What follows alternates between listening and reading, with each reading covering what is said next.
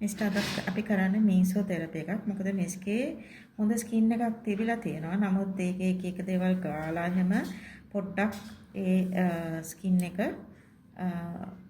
Damage වෙලා තියෙනවා. එතකොට අද අපි කරන්නේ මීසෝതെරපි ට්‍රීට්මන්ට් එක.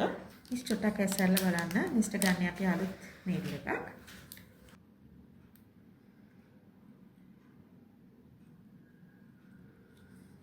මේ ට්‍රීට්මන්ට් එක සති 4ක් යනකම් මිස්ගේ ස්කින් එක ඇතුලේ නැචරල් විදිහට කොලජන් ඇක්ටිවේට් වෙලා ගොඩාක් හොඳට මේ ෆයින් ලයින්ස් රින්කල්ස් ඔය ඔක්කොම අඩු වෙනවා වගේම මිස්ගේ අන්ಈවන් ස්කින් ටෝන් එකක් ඊවන් ස්කින් ටෝන් එකක් කරනවා. මේ ඇස් යට තියෙන රැලි ඒව ඔක්කොම අවම වෙනවා.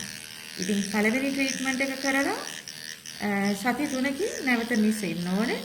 ඒ ආවට පස්සේ තමයි මට කියන්න පුළුවන් ආයේ මොකද්ද කරන්න ඕනේ ට්‍රීට්මන්ට් එක නැත්නම් මේක ඇතිද කියලා. ඒ වෙලාවට තමයි ඒක කියන්න පුළුවන්. මොකද ඒ වෙනකම්ම මිස්ගේ ස්කින් එකේ තියෙන ඔක්කොම මේ ප්‍රශ්න එයා නැචරල් විදියටම ස්කින් එක ඇතුලෙන් විසඳනවා.